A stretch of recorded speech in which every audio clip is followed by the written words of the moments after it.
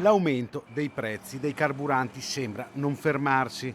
Frantumata la soglia psicologica dei 2 euro al litro, oggi a Padova i prezzi sono questi, con alcuni tipi di benzina che al servito superano anche i 2,6 euro al litro.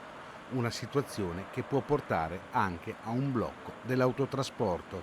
Gli, autotra- gli autotrasportatori, che sono la categoria con cui lavoriamo maggiormente, pensano a un fermo. La settimana prossima pensano di fermarsi. I problemi non sono solo per l'autotrasporto, anche i normali cittadini devono fare i conti con rincari che sembrano non finire. Non sappiamo più come difenderci qua. Non riesco a capire perché aumenta proprio il prezzo della benzina. Poi possono aumentare, ok, dato che c'è un problema di guerra, gas e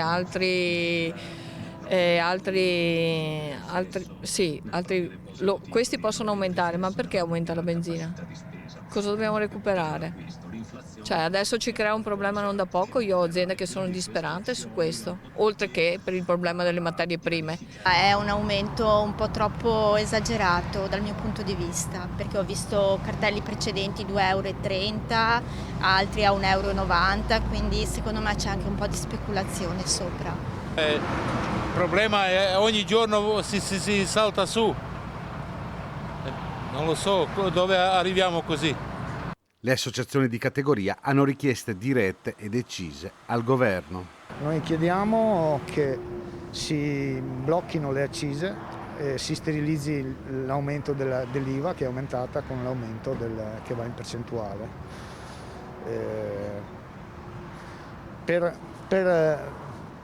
Per aiutare una categoria che sta già soffrendo da dicembre dell'anno scorso.